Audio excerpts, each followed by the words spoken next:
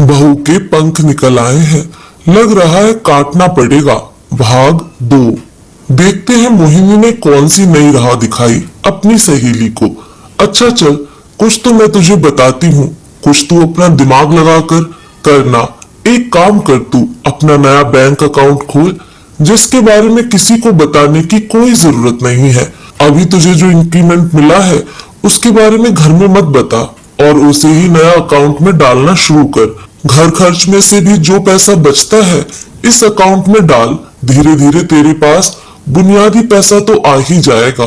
अपनी जरूरतों के लिए किसी को गिफ्ट देने या टैक्सी भाड़े के लिए उधार मांगने की जरूरत नहीं पड़ेगी। मैंने तुझे एक रास्ता दिखाया है, देखती हूँ तू अपने लिए कितने नए रास्ते खोलती है। दोनों सहेलियां कॉफी खत्म करके अपने अपने घर की तरफ चली गईं। अपनी सहेली मोहिनी की बात सुन रागिनी के अंदर आत्मविश्वास ज्यादा। उसने बिल्कुल वही किया, अपना नया अकाउंट में कुछ बचत करना शुरू किया। मगर उसे समझ में आया इतने से कुछ नहीं होगा। उसे घर वालों को भी ये बात समझनी ही होगी कि अकेले सारे घर का काम वो भी बिना सुविधा के संभव नहीं है। अब रागिनी सुबह का नाश्ता और सब्जी बनाकर चली जाती, शाम को भी जितना हो सकता था करती, मगर अब उसने चटनी बनाना बंद कर दिया क्योंकि बेटी को भी पढ़ाती थी। आखिर एक इंसान कितने काम करेगा, तो अब उसने हर काम समय से आगे बढ़ बढ़कर करना बंद कर दिया। एक दिन घर में सब्जी नहीं थी, रागिनी ने दाल और आलू की सब्जी बनाकर रख दी, जिसे देखकर सास का मुंह बन गया। सुषमा जी गुस्से से तमतमा कर बोली, आजकल देख रही हूँ बहू, तुम्हारे मिजाज कुछ बदले बदले हैं। सुबह भी काम छोड़कर चली जाती हो, शाम को आकर चटर पटर कर देती हो। खाने में भी वैरायटी नहीं है, चटनी तो जैसे 15 दिन से बनी ही नहीं है। 4 दिन से हम खुद रोटी बनाकर खा रहे हैं। महारानी नौकरी तुम अपने लिए करती हो, घर की जिम्मेदारियों से मक्कारी नहीं मार सकती। माँ जी, सुबह मैंने आपसे कहा था घर में सब्जी नहीं है, मंगवा लीजिएगा, मगर आपने ध्यान नहीं दिया और मान लिया नौकरी मैं अपने लिए कर रही हूँ, लेकिन सैलरी तो आपका बेटा रखता है, उसी से घर के कई खर्चे करता है। तो मेरी नौकरी से मुझे तो कुछ मिलता नहीं, बल्कि मेरा तो घर और बाहर काम कर करके हाल बेहाल है। एक काम करती हूँ, मैं नौकरी छोड़ देती हूँ, फिर आराम से आपके लिए चटनी रोटी बनाती रहूंगी। थैला लेकर सब्जी बाजार से सब्जियां लेकर आऊंगी, फिर जैसा आप बोलेंगे बनाती रहूंगी। रागिनी की बात सुनते ही वैभव बोला, तुम्हारा दिमाग खराब है, नौकरी छोड़ दोगी? कोई जरूरत नहीं है ऐसा सोचने की, आखिर अकेले में सबका खर्च नहीं संभाल पाता हूँ। तुम्हारी तनख्वाह से मुझे सहारा मिलता है। फिर माँ, जिस कार में तुम घूमती फिरती जब मन करता है मंदिर जाती हो ना, उस कार की ईएमआई मैंने रागिनी के पैसों से बनाई है। अगर तुम्हारे कहने पर रागिनी ने नौकरी छोड़ दी तो फिर समझ लेना कार भी बैंक वाले जब्त कर ले जाएंगे। जाना पैदल घुटने तोड़ते हुए मंदिर और मोहल्ले वालों को जवाब देना, फिर मत कहना जग हंसाई हो गई पूरे जगत में। माँ, दिन भर आपके पास काम ही क्या है, जाकर थोड़ी सब्जी खरीद लाया करिए। वैभव को अब रागिनी की कमाई की अहमियत दिखने लगी थी, इसलिए अपनी माँ से ये सब बोल गया।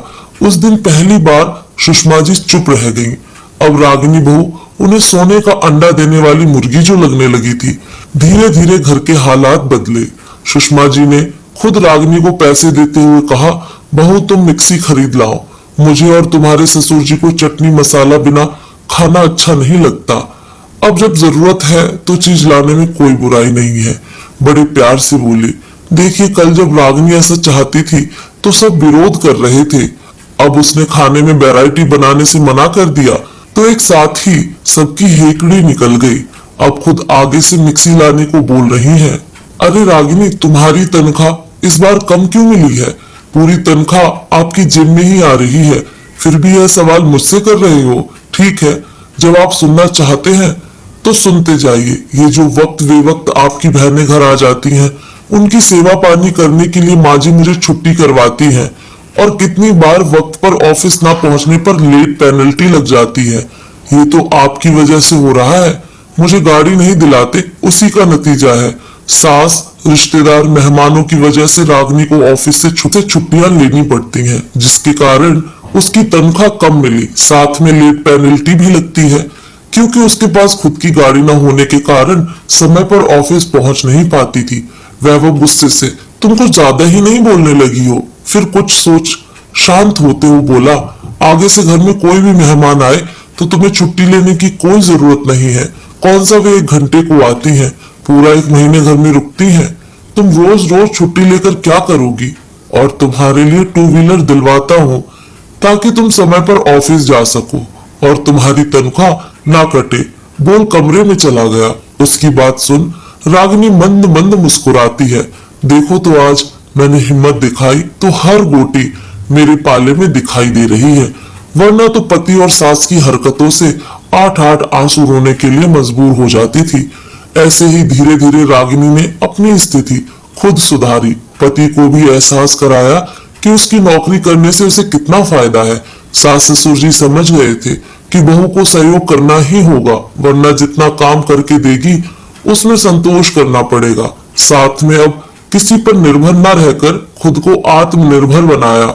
दूसरे अकाउंट में अपनी थोड़ी तनख्वाह बचाई। कभी अपने ऊपर या बच्ची के ऊपर कुछ खर्च करना होता तो किसी से मांगना नहीं पड़ता। धीरे धीरे हालात बदलने लगे। 3-4 सालों में रागिनी ने अपने अलग से बनाए अकाउंट में अच्छे पैसे बना लिए। साथ में कुछ एफडी भी करवा ली थी, जिस पर मिले ब्याज से उसका रुपया बढ़ता गया। कुछ दिनों से वैभव बड़ा परेशान था। रागिनी कई बार पूछ चुकी थी, मगर वो हर बार टाल जाता। एक दिन लड़खड़ाता घर देर से आया। आपने शराब पी रखी है, आपको यह आदत कब पड़ी? जहां तक मुझे याद है आप तो कभी पान सुपारी भी नहीं खाते, फिर आज अचानक से ये सब? रागिनी अचरज से बोली। उदास हताश वैभव आंखों में आंसू लिए बोला, रागिनी मैं बर्बाद हो गया। दुकान में जितना पैसा लगाया था सब डूब गया। अचानक सरकार ने प्लास्टिक डिस्पोजेबल पर बैन लगा दिया है। गोदाम में इतना माल रखा था सब ब्लॉक हो गया। मैं उपाय सोच ही रहा था कि शॉर्ट सर्किट होने के कारण वहां आग लग गई और सारा सामान धू धू करके जल गया। बहुत कर्जा हो गया मुझ पर, लेकिन आप तो कह रहे थे ना सब ठीक है, बीमा वाले पैसा दे देंगे। फिर क्या हुआ? बहुत चक्कर काटे बीमा कंपनी के। कहते हैं हमने गोदाम में खुले तार छोड़े थे जिसके कारण आग लग गई। क्योंकि यह हमारी लापरवाही है तो बीमा का पैसा मिलना नामुमकिन है। अरे तो क्या हुआ? अम्मा बाबूजी देवर जी से बात कीजिए, ये लोग मदद नहीं करेंगे तो कौन करेगा? तुम्हें क्या लगता है मैंने किसी से बात नहीं की? बाबूजी कहते हैं तुम्हारा धंधा था तुम जानो। विकास कहता है मैं तो नौकरी करता हूँ, अगर आपको पैसा दे दिया तो भूखा मर जाऊंगा। माँ इन दोनों को बचाने के लिए कहती हैं सब मजबूर है तू देख ले क्या कर सकता है।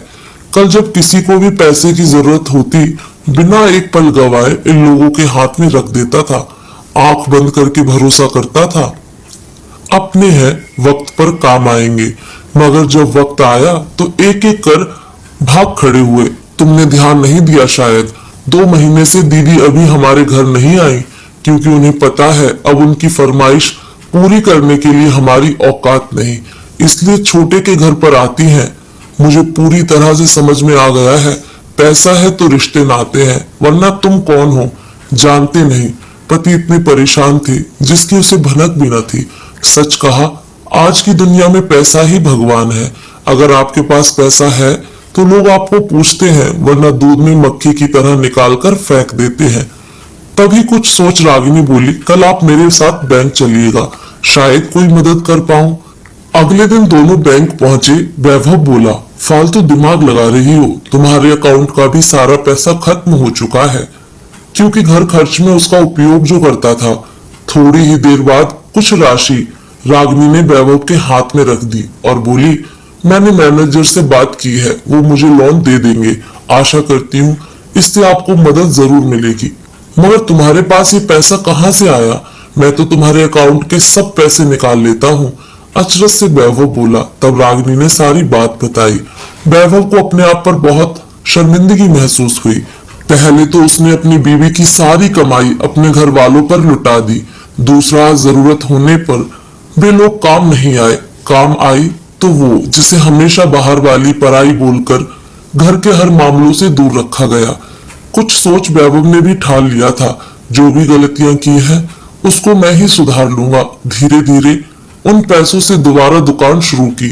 रागिनी की मदद और जोड़ तोड़ से बीमा वालों से भी पैसा मिल गया। कुल मिलाकर वैभव की स्थिति बेहतर होने लगी, जिसे देखकर दोबारा अम्मा बाबूजी, छोटे भाई बहन सब उसको तवज्जो देने लगे। मगर अब वो अपनी सूझबूझ से ही काम लेता, कोई उधारी मांगता तो सीधे मना कर देता, अपनी बीवी बच्चों की ख्वाहिशों को पूरा करने का प्रयत्न करता। अब अपने हर फैसले में रागिनी को आगे रखता। अगर माँ कहती ये पराई है, इसे अपने घर की बातें ना बता, तो सीधे कह देता, इस पराई ने उस वक्त अपनापन दिखाया जब आप लोगों ने मेरा साथ छोड़ दिया था। आज मैं इस लायक हूँ कि आप लोग मुझे यहाँ बुलाकर अपनी सीक्रेट बातें कर रहे हैं।